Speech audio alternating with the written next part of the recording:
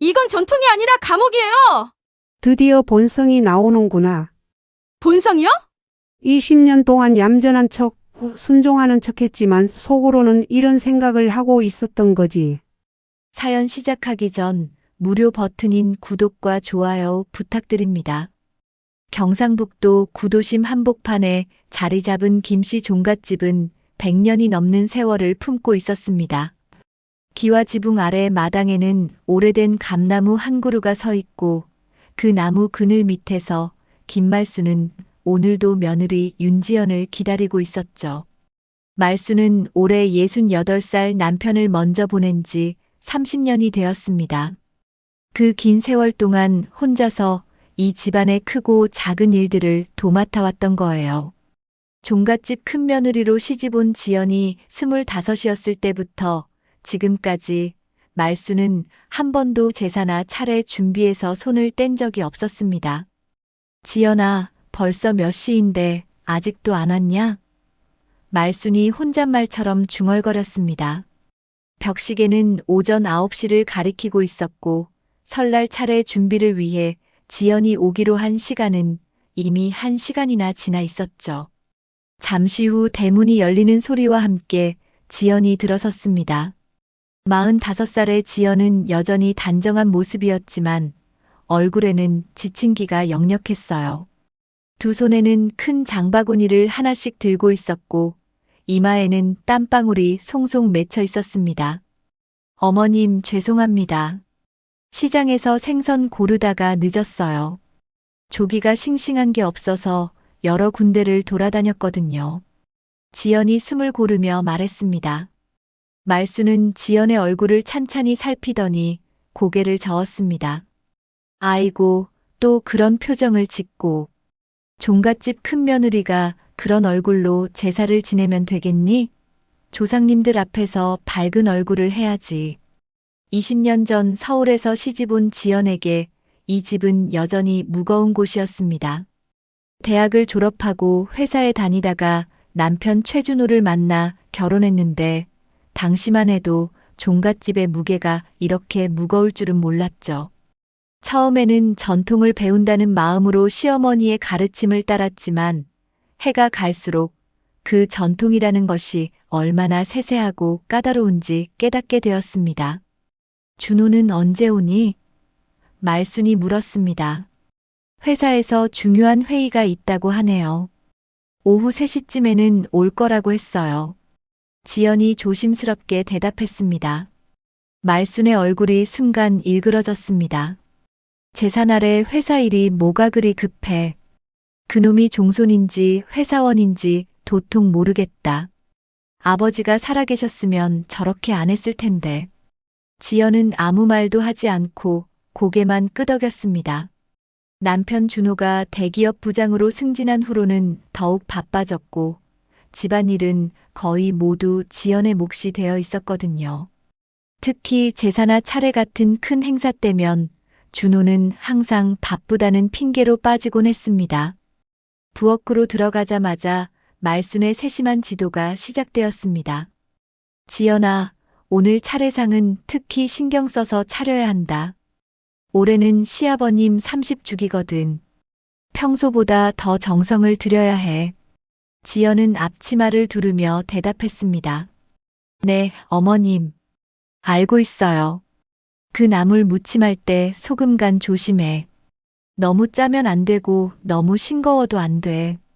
조상님들 입맛에 맞게 해야지. 말순이 지연의 손끝까지 살펴보며 말했습니다.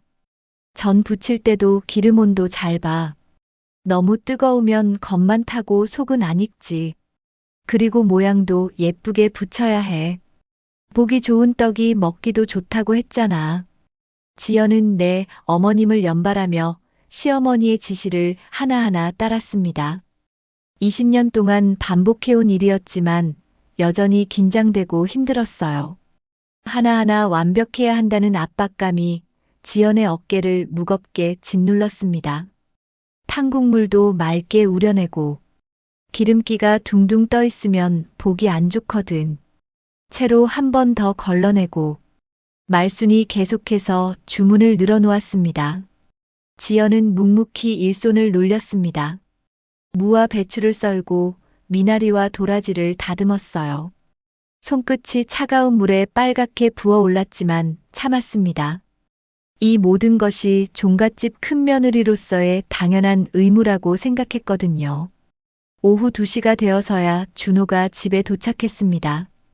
깔끔한 양복 차림으로 들어온 준호는 부엌에서 바쁘게 움직이는 지연을 힐끗 보고는 그냥 거실로 향했습니다. 아들아, 와서 차례상 차리는 거 좀 도와라. 지연이 혼자 하기엔 너무 힘들겠다. 말순이 소파에 앉은 준호에게 말했습니다. 준호는 텔레비전 리모컨을 만지작거리며 대답했습니다. 어머니, 저는 회사 자료 좀 정리하고 있어요. 지연이가 워낙 잘하잖아요. 제가 끼어들면 오히려 방해만 될 것 같은데요. 지연은 부엌에서 그 대화를 들으며 입술을 꾹 깨물었습니다. 매번 반복되는 상황이었지만 여전히 서운하고 화가 났어요. 종손이라면서 정작 종가의 일은 모두 며느리에게만 맡기는 남편을 보면 속에서 무언가가 끓어오르는 것 같았습니다. 해가 저물어갈 무렵 친척들이 하나둘 도착하기 시작했습니다. 시아주버니 내외와 시누이 가족, 그리고 먼 친척들까지 모두 합치면 20명이 넘었어요. 지연은 모든 사람들을 위한 음식을 준비하며 하루 종일 부엌에서 나올 틈이 없었습니다. 큰 며느리 고생이 많네. 덕분에 우리가 편하게 차례를 지낼 수 있구만. 시아주버니가 말했지만 실제로 도움을 주지는 않았습니다.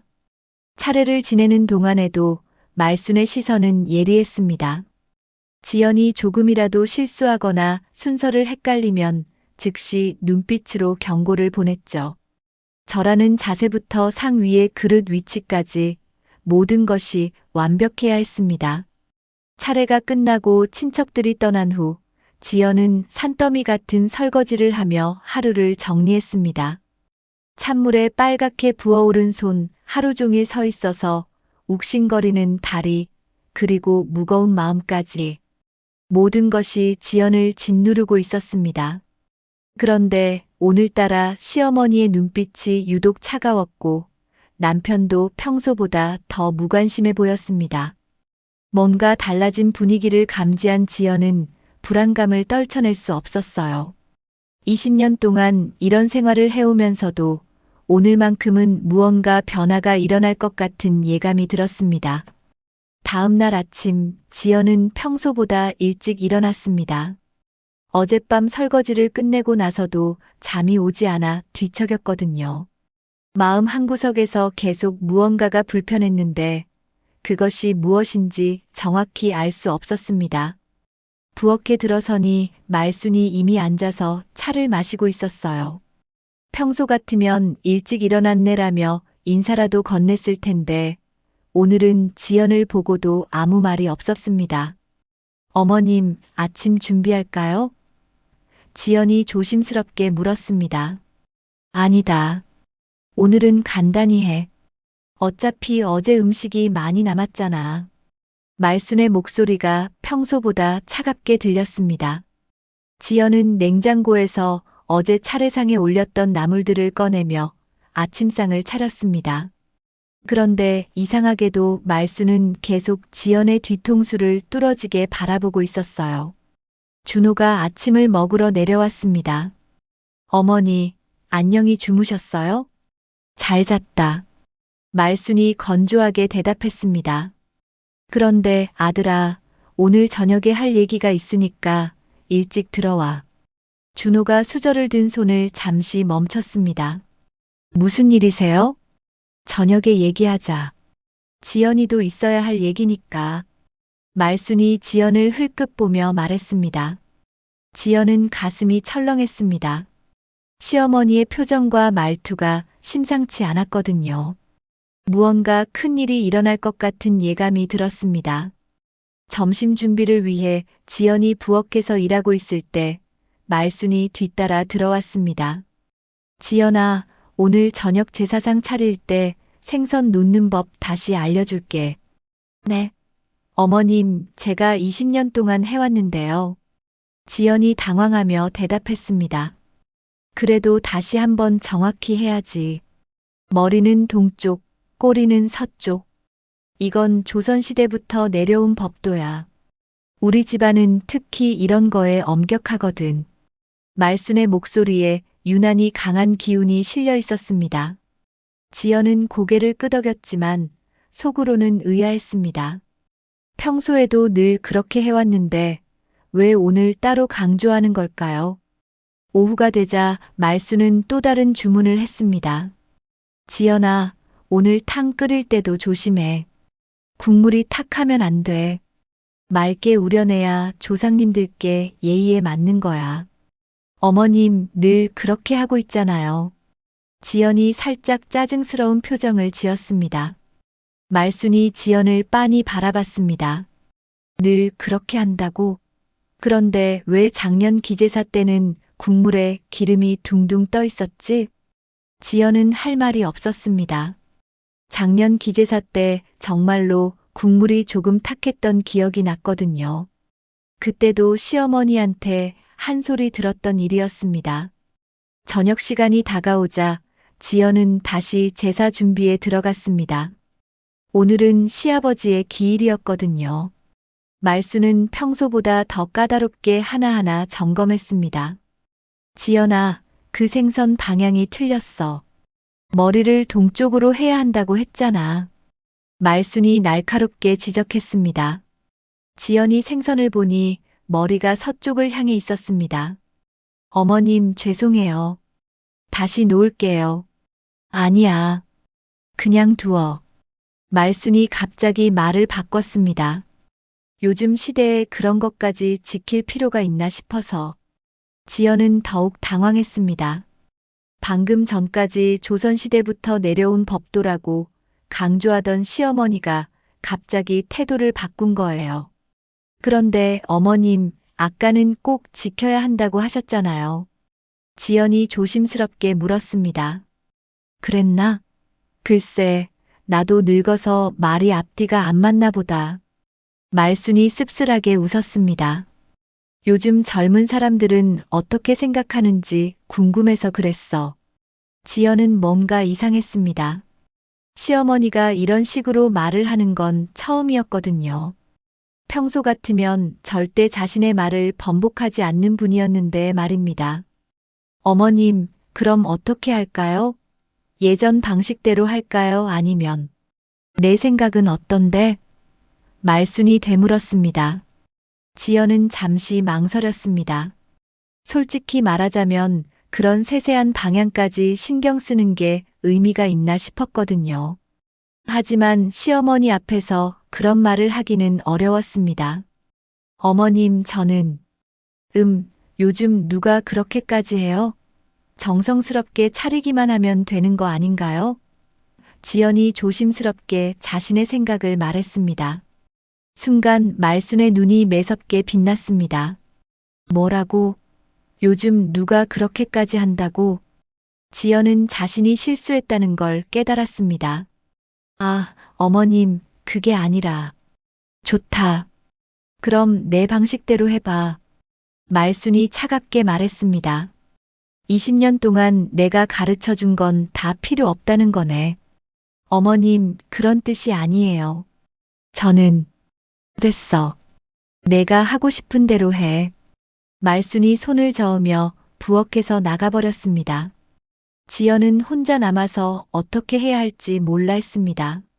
생선을 다시 원래 방향으로 돌려놓을까 아니면 그대로 둘까 고민하다가 결국 시어머니가 처음에 말한 대로 머리를 동쪽으로 향하게 놓았습니다. 그런데 제사를 지내는 동안 말순은 계속 지연을 째려봤습니다. 마치 지연이 무슨 큰 잘못을 저지른 것처럼 말이에요. 지연은 그 시선이 너무 부담스러워서 제사 내내 긴장할 수밖에 없었습니다. 제사가 끝나고 정리를 하는데 말순이 갑자기 말했습니다. 지연아, 우리 집 제사 방식이 그렇게 마음에 안 들어? 아니에요, 어머님. 제가 그런 말을 한 게 아니라. 그럼 뭔데? 요즘 누가 그렇게까지 한다는 게 무슨 뜻이야? 말순의 목소리가 점점 높아졌습니다. 지연은 20년 동안 쌓인 스트레스가 한꺼번에 올라오는 걸 느꼈습니다. 어머님, 저는 그냥 너무 복잡하게 생각하지 말자는 뜻이었어요.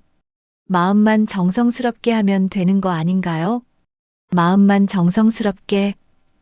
말순이 비웃듯 말했습니다. 그럼 지금까지 내가 네게 가르쳐 준 건 다 헛수고였다는 거네. 그 순간 지연의 마음속에서 무언가가 터졌습니다. 20년 동안 참아온 울분이 한꺼번에 솟구쳐 올랐거든요. 어머님, 이건 전통이 아니라 감옥이에요. 지연이 갑자기 목소리를 높였습니다. 순간 부엌의 공기가 얼어붙었습니다. 20년 동안 한 번도 시어머니에게 큰 소리를 낸 적이 없던 지연이었는데 오늘은 달랐어요. 마음속 깊은 곳에서 뭔가가 터져나오는 것 같았습니다. 말순은 눈을 크게 뜨고 지연을 바라봤습니다. 지금 뭐라고 했어? 20년 동안 저는 이 집의 며느리가 아니라 하인이었어요. 아침부터 밤까지 제사 준비하고 명절 때마다 20명 넘는 사람들 밥 차리고 그러면서도 한 번도 고맙다는 말 못 들어봤어요. 지연의 목소리가 떨렸습니다. 지연아, 갑자기 왜 이래? 거실에서 텔레비전을 보던 준호가 부엌으로 뛰어왔습니다. 오빠도 마찬가지예요. 종손이라면서 정작 종가 일은 아무것도 안 하잖아요. 제사날에도 회사 일이 더 중요하고 차례 준비도 모두 제 몫이고. 지연이 준호를 향해서도 화를 냈습니다. 말순이 찬찬히 지연을 바라보더니 갑자기 웃었습니다. 그래, 드디어 본성이 나오는구나. 본성이요? 지연이 당황했습니다. 20년 동안 얌전한 척, 순종하는 척 했지만 속으로는 이런 생각을 하고 있었던 거지. 말순이 차갑게 말했습니다. 지연은 분노가 더욱 치밀어 올랐습니다. 그 순간 참을성의 끈이 완전히 끊어진 거예요. 제사상 위에 있던 탕그릇을 집어들더니 바닥에 내던졌습니다. 꽝! 그릇이 깨지는 소리가 부엌에 울려 퍼졌습니다. 지연아, 너 지금 뭐 하는 거야? 준호가 소리쳤습니다. 하지만 지연은 멈추지 않았습니다. 제사상 위의 나물들과 전들을 하나씩 쓸어내렸어요. 이게 전통이에요? 이게 예의예요? 저를 부려먹기 위한 핑계일 뿐이잖아요. 지연아, 제발 그만해. 준호가 지연의 팔을 잡으려 했지만 지연은 뿌리쳤습니다. 나요. 20년 동안 참았어요. 이제 더 이상 못 참겠어요. 지연이 마지막으로 밥그릇까지 바닥에 내던졌습니다. 부엌 바닥은 음식물과 깨진 그릇 조각으로 엉망이 되었습니다. 지연은 거친 숨을 몰아쉬며 그 광경을 바라봤어요. 자신이 한 일이 믿어지지 않았습니다. 말순은 조용히 그 모습을 지켜보다가 천천히 고개를 끄덕였습니다. 좋다. 그럼 이걸로 끝내자. 어머니, 무슨 말씀이세요? 준호가 불안한 표정으로 물었습니다. 말순은 아무 말 없이 안방으로 들어갔습니다. 잠시 후 오래된 금고를 여는 소리가 들렸어요. 준호와 지연은 서로를 바라보며 무슨 일인지 몰라 했습니다. 몇 분 후 말순이 두꺼운 봉투를 들고 나왔습니다. 봉투에는 붉은 도장이 여러 개 찍혀 있었고 공증사무소 스티커도 붙어 있었어요. 이게 뭐예요? 지연이 떨리는 목소리로 물었습니다. 내가 20년 전에 서명한 거야. 말순이 봉투를 식탁 위에 내려놓았습니다. 준호의 얼굴이 창백해졌습니다. 어머니, 그걸 왜? 닥쳐라. 말순이 준호를 날카롭게 쳐다봤습니다. 이제 모든 걸 끝낼 때가 됐어. 지연은 떨리는 손으로 봉투를 열었습니다. 안에는 여러 장의 서류가 들어 있었는데 맨 위에 있는 것은 공증 계약서였어요. 혼인유지조건부 계약서라는 제목이 또렷하게 적혀 있었습니다. 지연은 그 제목을 보고 가슴이 철렁했어요. 계약서를 자세히 읽어보니 충격적인 내용들이 적혀 있었습니다. 을은 종갓집의 제사와 가문 행사를 전담한다. 을은 가문의 명예를 실추시키는 행위를 하지 않는다. 을이 위 조건을 위반할 시 위자료 및 재산 분할을 포기한다. 지연의 손이 더욱 심하게 떨렸습니다. 이게 뭐예요? 20년 전 내가 우리 집에 시집 올 때 서명한 거야. 기억 안 나? 말순이 냉정하게 말했습니다. 지연은 20년 전을 떠올려 봤습니다. 결혼을 앞두고 시댁에서 여러 서류에 서명했던 기억이 났어요. 당시에는 그냥 형식적인 절차라고 생각했는데 이런 조건들이 들어있는 줄은 몰랐습니다. 그때 저는 25살이었어요. 이런 걸 제대로 읽어볼 생각도 못했고 가족을 위한다는 말만 믿고 서명했던 거예요. 지연이 억울한 목소리로 말했습니다. 그래도 서명은 내가 한 거잖아. 말순이 단호하게 대답했습니다. 준호가 조심스럽게 입을 열었습니다. 어머니, 그 계약은 그냥 형식적인 거라고 하셨잖아요. 형식적인 거? 말순이 준호를 쳐다봤습니다. 너도 알고 있었으면서 왜 지금 와서 그런 소리를 해? 지연은 남편을 바라봤습니다. 오빠도 알고 있었어요? 준호는 시선을 피했습니다. 나는 그냥 어머니가 하시는 일이니까. 대답해요. 알고 있었어요? 몰랐어요? 지연이 다그쳤습니다. 알고 있었어. 준호가 작은 목소리로 인정했습니다. 하지만 그건 정말 형식일 뿐이라고 생각했어. 설마 어머니가 진짜로. 지연은 온몸이 떨렸습니다. 남편마저 자신을 속였다는 사실이 믿어지지 않았어요. 20년 동안 자신이 얼마나 순진했는지 깨닫게 되었습니다. 계약서에 따르면 내가 오늘 저지른 일은 명백한 위반 사항이야. 말순이 차분하게 설명했습니다. 제 사상을 엎은 것도 가문을 모독한 것도 모두 계약 위반이지. 지연은 계약서를 다시 들여다봤습니다. 정말로 그런 조항들이 빼곡하게 적혀 있었어요. 당시 25살의 지연은 이런 함정이 있는 줄도 모르고 서명했던 것입니다. 그럼 어떻게 하시겠다는 거예요? 지연이 물었습니다. 간단해. 계약서대로 하는 거지.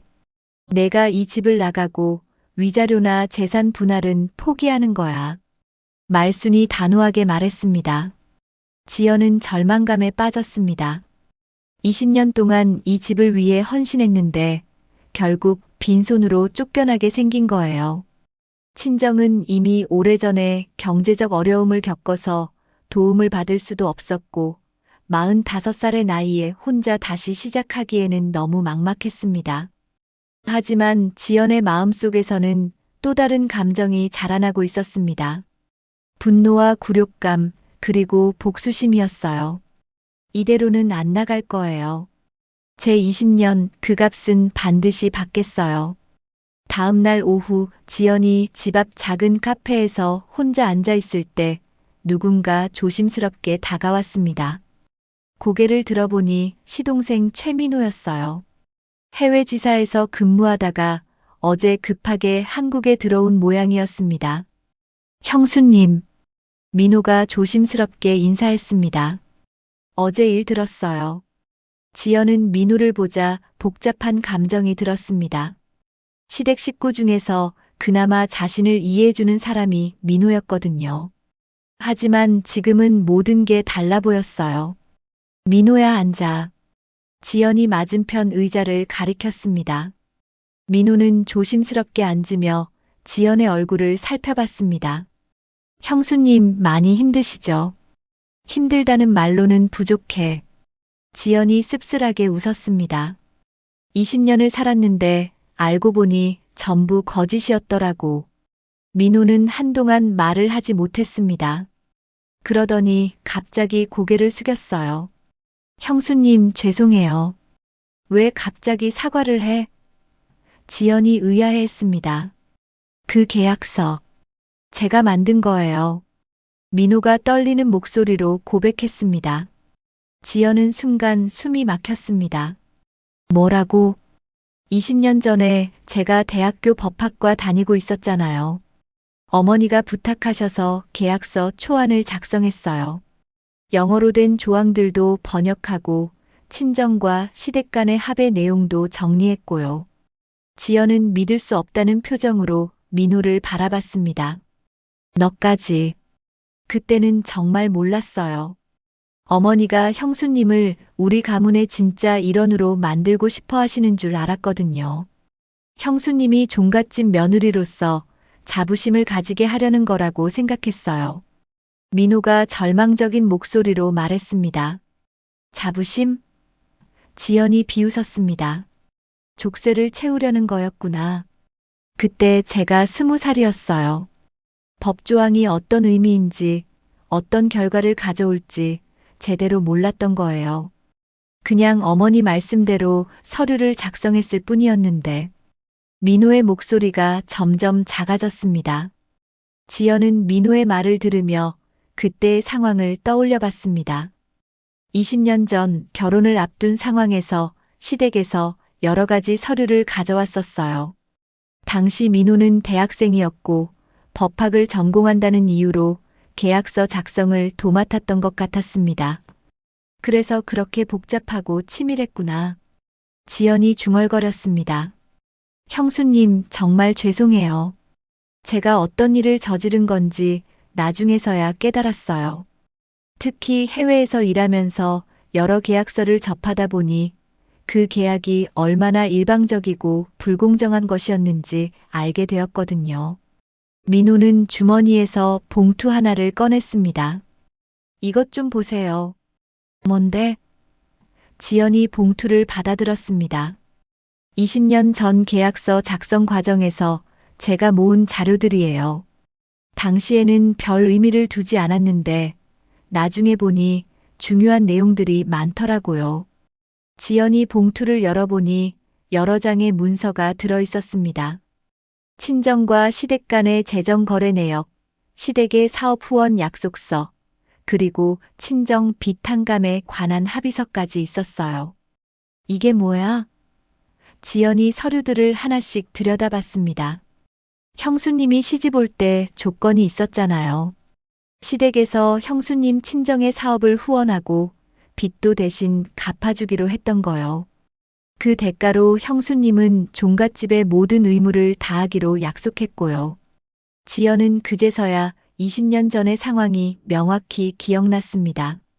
당시 친정은 사업이 어려워서 큰 빚을 지고 있었고 결혼을 통해 그 문제를 해결할 수 있다는 말을 들었었거든요. 그때 제 나이가 25이었어요. 가족을 위해서라면 뭐든지 할 수 있다고 생각했죠. 그런데 이렇게 치밀한 계산이 있었다는 걸 몰랐어요. 더 충격적인 건 따로 있어요. 민호가 조심스럽게 말했습니다. 시댁에서 친정에 지원한 금액이 생각보다 훨씬 적었어요. 하지만 계약서에는 마치 거액을 지원한 것처럼 부풀려서 적어놨거든요. 지연은 서류를 자세히 살펴봤습니다. 정말로 실제 지원 금액과 계약서상의 금액이 달랐어요. 친정이 받은 돈은 500만 원 정도였는데 계약서에는 3천만 원이라고 적혀 있었습니다. 이건 사기잖아. 지연이 분노했습니다. 네, 맞아요. 그리고 형수님이 모르시는 게 또 있어요. 민호가 더욱 조심스럽게 말했습니다. 뭔데? 형수님 친정 빚은 사실 시댁에서 갚은 게 아니라 형수님 명의로 대출을 받아서 갚은 거예요. 그러니까 형수님이 빚을 떠안은 셈이죠. 지연은 충격을 받았습니다.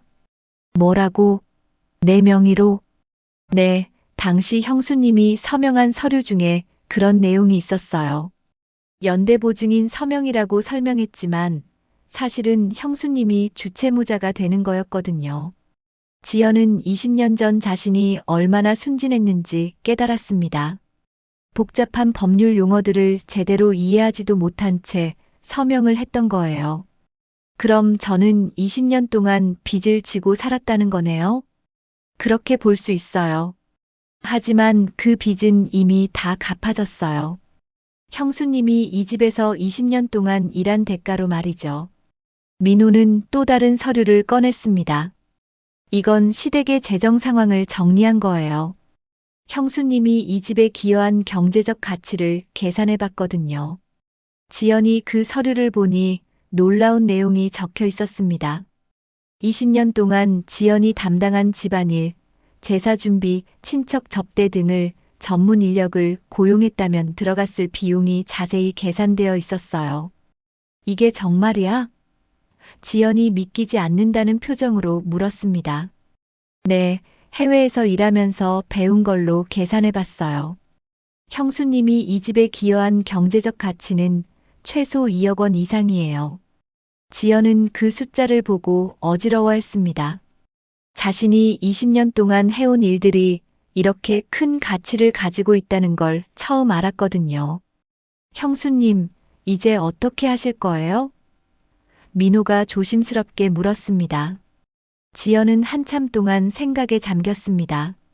분노와 배신감, 그리고 새로운 희망이 뒤섞인 복잡한 감정이 들었어요. 하지만 한 가지는 확실했습니다. 이대로는 절대 안 나갈 거야. 내 20년의 값어치 정당하게 받고 나갈 거야. 그날 밤 준호가 술에 취해 집으로 돌아왔습니다. 평소보다 훨씬 많이 마신 모양이었어요. 비틀거리며 현관문을 열고 들어선 준호는 거실에서 짐을 정리하고 있던 지연을 보고 비웃듯 웃었습니다. 뭐해? 짐 싸? 준호가 소파에 털썩 주저앉으며 말했습니다. 지연은 준호를 바라보며 차갑게 대답했습니다. 그런 것 같네요. 그래, 잘 됐다. 어차피 넌 우리 집에 맞지 않았어. 준호가 넥타이를 풀며 말했습니다. 술 냄새가 거실에 진동했어요. 지연은 준호의 말에 가슴이 철렁했습니다. 무슨 뜻이에요? 무슨 뜻이긴. 그대로라는 뜻이지. 준호가 소파에 비스듬히 누우며 말했습니다. 넌 사랑해서 결혼한 줄 알았어? 착각하지 마. 우리 집은 내가 필요해서 널 받은 거야. 지연은 숨이 막혔습니다. 뭐라고요? 종갓집 큰며느리감을 찾고 있었는데 마침 내가 나타난 거지. 집안도 괜찮고 학벌도 나쁘지 않고 무엇보다 순종적이었잖아. 준호가 냉소적으로 웃었습니다. 지연은 20년 전을 떠올렸습니다. 처음 준호를 만났을 때의 달콤한 기억들, 프러포즈를 받았을 때의 설렘, 결혼식 날의 행복감. 모든 것이 거짓이었다는 말인가요? 그럼 저에 대한 사랑은 전부 거짓말이었다는 거네요? 지연이 떨리는 목소리로 물었습니다. 사랑? 준호가 크게 웃었습니다. 사랑이 뭔지도 모르면서 넌 그냥 우리 집에 필요한 기능을 하는 사람이었을 뿐이야. 지연의 가슴이 찢어지는 것 같았습니다. 20년 동안 믿어온 모든 것이 한순간에 무너져 내렸거든요. 그럼 왜 결혼 전에는 그렇게 다정했어요? 왜 사랑한다고 했어요? 지연이 울먹이며 물었습니다. 연기지 뭐. 널 우리 집으로 들이기 위해서는 그 정도는 해야 했으니까. 준호가 태연하게 대답했습니다. 어머니가 시키신 일이었어. 내 마음을 사로잡아서 시집 보내라고 하셨거든. 지연은 더 이상 참을 수 없었습니다. 20년 동안 저를 완전히 속였다는 거네요. 속였다기보다는 각자 필요에 의해 계약을 이행한 거지. 넌 우리 집에서 안정된 생활을 했고 우리는 종갓집다운 체면을 유지했고. 준호가 마치 사업 거래를 설명하듯 말했습니다. 지연은 온몸이 떨렸습니다. 결혼 생활 내내 남편이 자신을 하나의 도구로만 여겼다는 사실이 믿기지 않았어요. 다음 날 아침 말순이 변호사와 함께 나타났습니다.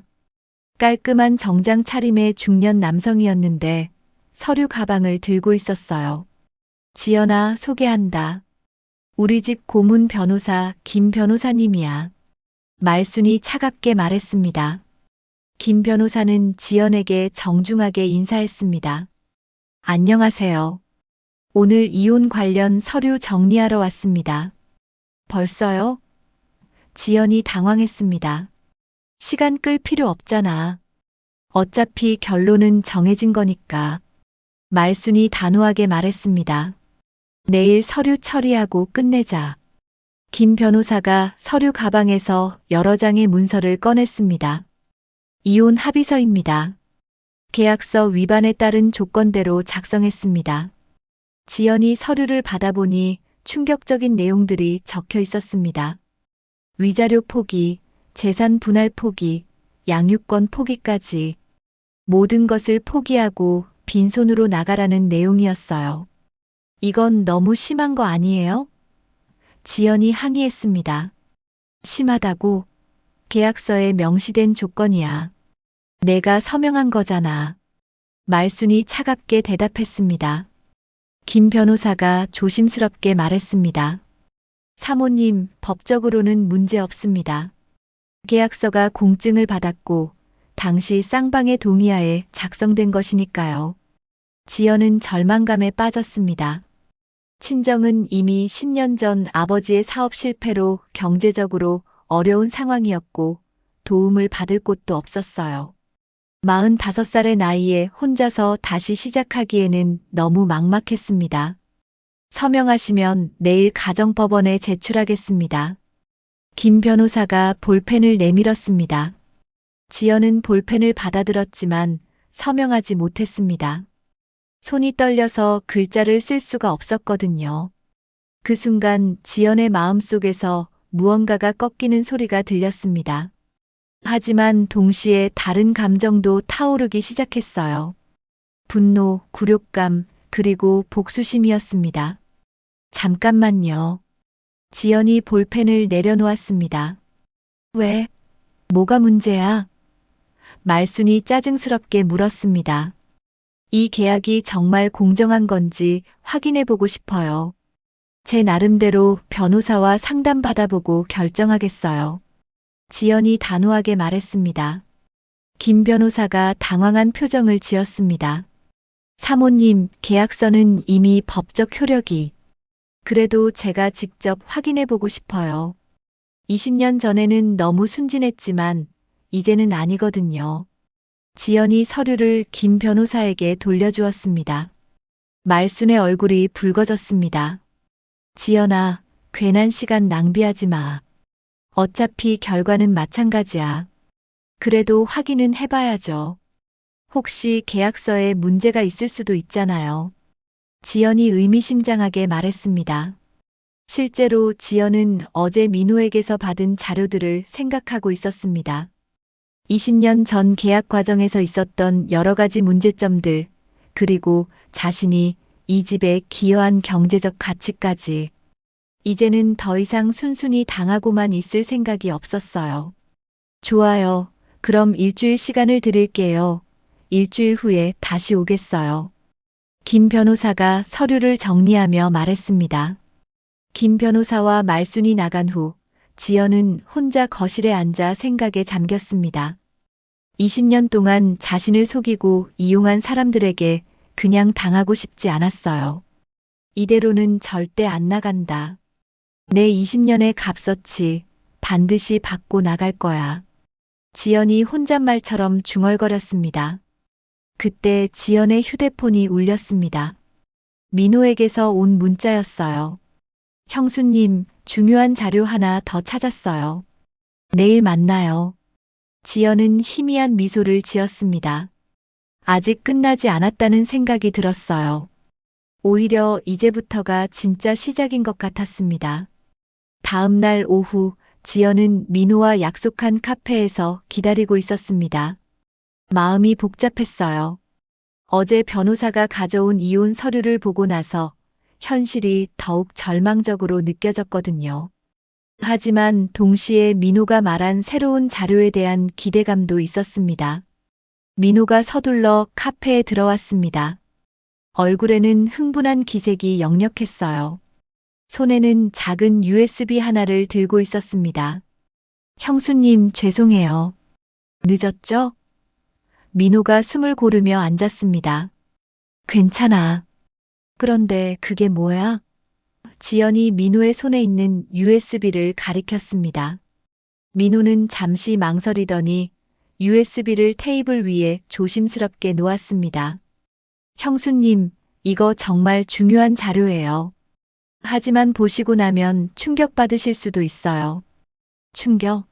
어제까지 받은 충격보다 더할 수 있을까? 지연이 씁쓸하게 웃었습니다. 이 안에는 우리 집 재정 관련 자료가 들어있어요. 지난 20년간의 모든 금융 거래 내역이죠. 민호가 조심스럽게 설명했습니다. 지연은 USB를 집어들었습니다. 이걸 어떻게 구했어?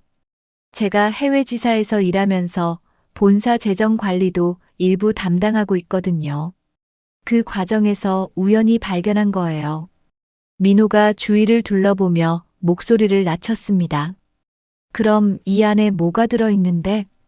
형수님 명의로 개설된 계좌들이 여러 개 있어요. 그런데 형수님은 그 계좌들의 존재조차 모르고 계시죠?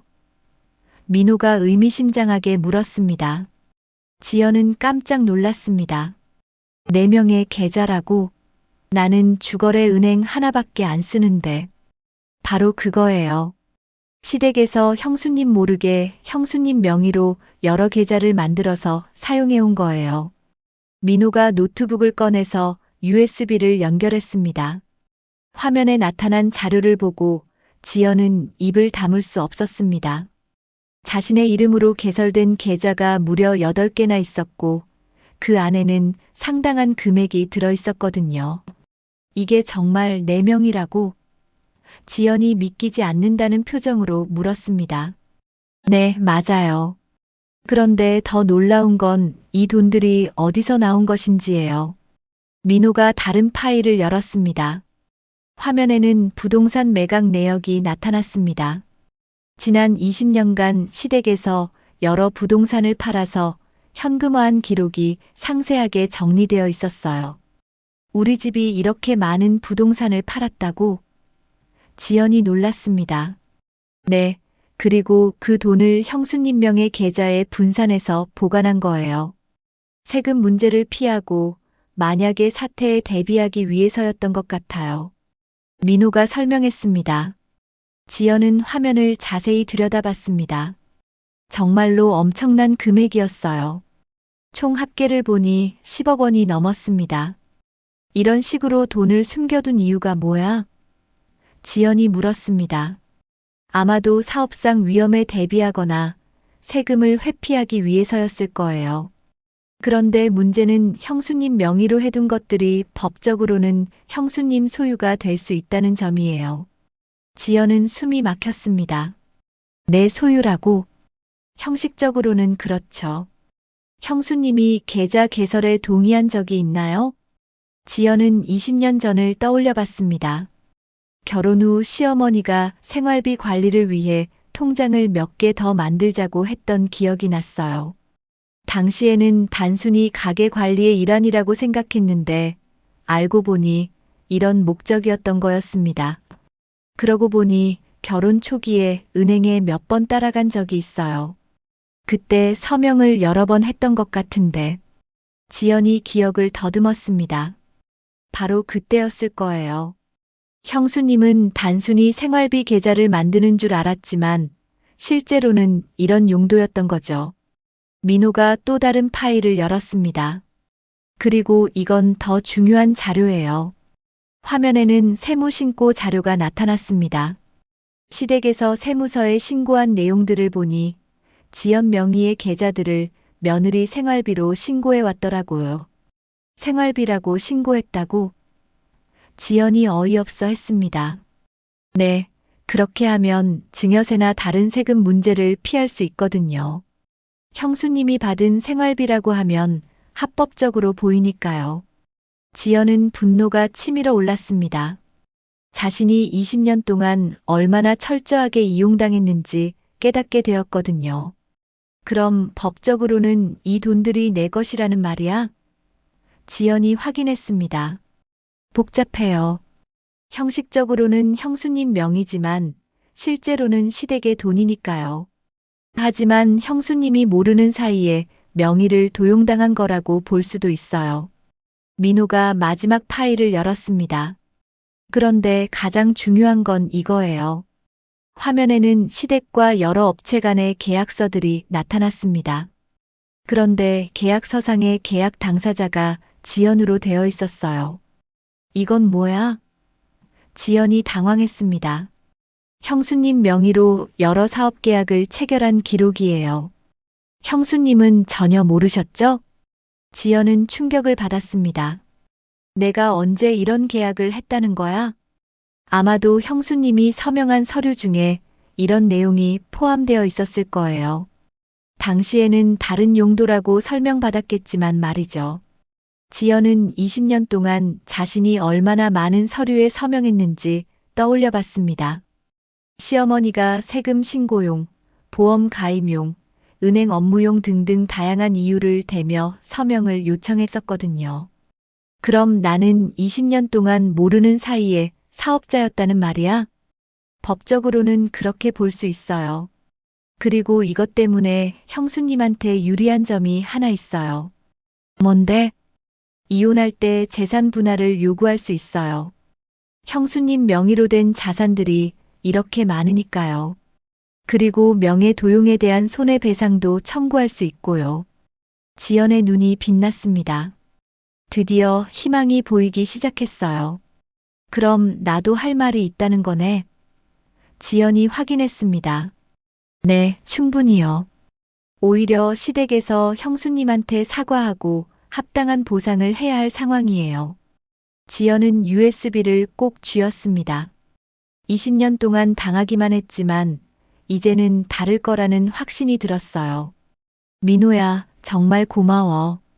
이제 어떻게 해야 할지 알 것 같아. 형수님, 이제 진짜 시작이에요.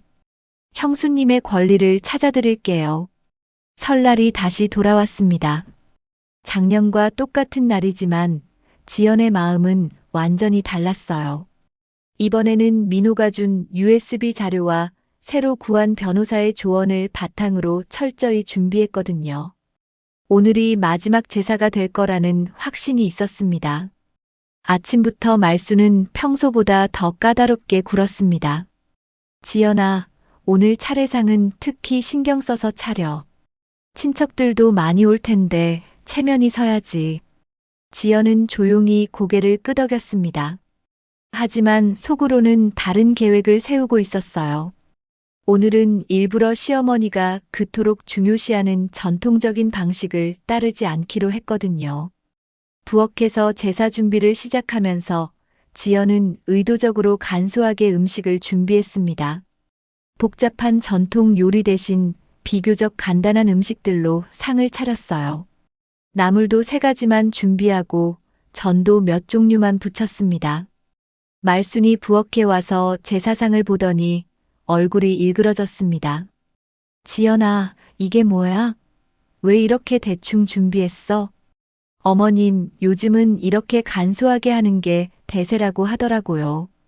형식보다는 마음이 중요하다고 하잖아요. 지연이 태연하게 대답했습니다. 형식보다 마음이라고? 종갓집 제사를 이딴 식으로 지내면 어떡해? 말순이 목소리를 높였습니다. 지연은 시어머니의 환한 표정을 보며 속으로 미소를 지었습니다. 예상했던 반응이었거든요. 오후가 되자 친척들이 하나둘 도착하기 시작했습니다. 시아주버니와 시누이, 그리고 그들의 자녀들까지 모두 합쳐서 20명 가까이 모였어요. 모든 사람들이 제사상을 보고 의아해했습니다. 큰형수님, 올해는 상차림이 좀 다르네요. 시누이가 조심스럽게 물었습니다. 네, 요즘 추세에 맞춰서 간소하게 했어요. 어차피 마음이 중요한 거 아닌가요? 지연이 당당하게 대답했습니다. 말순의 얼굴이 더욱 굳어졌습니다. 친척들 앞에서 체면이 서지 않는다고 생각한 거예요. 제사가 시작되었는데 지연은 또 다른 변화를 시도했습니다. 제사 순서도 전통적인 방식을 따르지 않고 절하는 횟수도 줄였어요.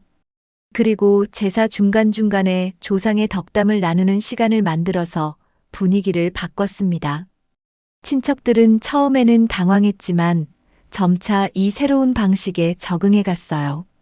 오히려 더 편안하고 의미 있다고 생각하는 사람들이 많았습니다. 하지만 말수는 견딜 수 없었습니다. 제사가 끝나자마자 지연을 부엌으로 불렀어요. 지연아, 내가 지금 뭘 하고 있는 거야? 말순이 분노로 떨리는 목소리로 물었습니다. 제사를 지냈는데요. 뭔가 문제가 있었나요? 지연이 태연하게 대답했습니다. 문제가 있었냐고? 이게 무슨 제사야? 우리 집 전통을 완전히 무시하고. 말순이 소리를 질렀습니다. 그때 지연이 갑자기 웃었습니다. 전통이요? 어머님이 말하는 전통이 정말 전통인가요? 무슨 소리야? 말순이 당황했습니다. 지연은 주방 서랍에서 USB를 꺼냈습니다. 어머님, 이거 아세요? 말순의 얼굴이 순간 창백해졌습니다. 그게 뭔데? 지난 20년간 우리 집 재정 거래 내역이 모두 들어있어요. 특히 제 명의로 된 계좌들 말이에요. 지연이 의미심장하게 말했습니다. 말순은 한 발 뒤로 물러났습니다. 내가 뭘 안다고. 많이 알아요. 저 모르게 제 명의로 만든 계좌가 8개나 되고 그 안에 10억 원이 넘는 돈이 들어있다는 것도 알고 있어요. 거실에서 친척들과 이야기하던 준호가 부엌의 분위기가 이상하다는 걸 느끼고 들어왔습니다. 무슨 일이야? 준호가 물었습니다. 오빠도 와서 들어봐요. 이제 모든 걸 정리할 때가 됐으니까. 지연이 준호를 보며 말했습니다. 지연은 USB를 테이블 위에 놓고 천천히 말했습니다. 20년 동안 저는 이 집의 며느리가 아니라 명예도용의 피해자였어요. 명예도용이라니 무슨 소리야? 준호가 당황했습니다. 저 모르게 제 이름으로 계좌를 만들고 저 모르게 제 이름으로 사업계약을 체결하고 심지어 저 모르게 제 이름으로 세무신고까지 했잖아요. 말순이 떨리는 목소리로 말했습니다. 그건 내 생활비였어. 생활비가 10억 원이나 돼요? 지연이 비웃었습니다. 그리고 제가 언제 그런 거액의 생활비를 받았나요? 준호의 얼굴도 창백해졌습니다. 자신들이 얼마나 큰 실수를 했는지 깨닫기 시작한 거예요. 지연은 계속해서 말했습니다. 어머님이 그토록 중요하게 여기는 전통도 사실은 저를 통제하기 위한 수단이었잖아요. 20년 동안 저를 이용해서 세금도 회피하고 재산도 숨기고. 지연아, 그건 오해야. 말순이 변명하려 했지만 지연이 말을 끊었습니다. 오해가 아니에요. 증거가 다 있어요. 그리고 제 변호사도 이미 모든 자료를 검토했고요. 친척들도 부엌의 소란을 듣고 하나둘 몰려들었습니다. 지연은 그들을 향해 당당하게 말했습니다. 여러분, 오늘이 제가 이 집에서 지내는 마지막 제사예요. 그리고 앞으로는 제가 진짜 주인인 재산에 대한 권리를 찾겠어요. 시아주버니가 당황하며 물었습니다. 지연아, 무슨 일인지 자세히 설명해 줄 수 있어? 지연은 USB를 흔들며 말했습니다. 이 안에 모든 증거가 들어있어요. 20년 동안 제 명의로 숨겨둔 재산들, 그리고 그것을 어떻게 이용했는지 말이에요. 말순이 갑자기 주저앉으며 말했습니다. 그건 내 아버지가 남긴 거였어. 내 몫이기도 해. 순간 정적이 흘렀습니다. 말순이 드디어 진실을 털어놓기 시작한 거예요. 무슨 말씀이세요? 지연이 조심스럽게 물었습니다. 시아버님이 돌아가시기 전에 며느리에게도 재산을 남겨주라고 하셨어. 그래서 내 명의로 해둔 거야. 지연은 이 말을 듣고 복잡한 감정이 들었습니다. 시아버지의 배려였다면 이야기가 달라지는 거였거든요. 하지만 지연의 결심은 변하지 않았습니다. 그렇다면 더욱 당당하게 제 권리를 주장하겠어요. 이제 계약의 끝이에요. 그리고 진짜 자유의 시작이에요. 그로부터 석 달 후 법정에서의 긴 다툼이 마침내 결론에 이르렀습니다. 지연의 변호사가 제출한 증거들은 명확했고 판사는 명예도용과 재산권 침해를 인정했어요. 결국 지연은 자신의 명의로 되어 있던 계좌들에 대한 정당한 권리를 인정받았고 추가로 정신적 피해에 대한 위자료까지 받게 되었습니다. 말수는 법정에서 마지막까지 억울하다고 주장했지만 증거 앞에서는 어쩔 수 없었어요.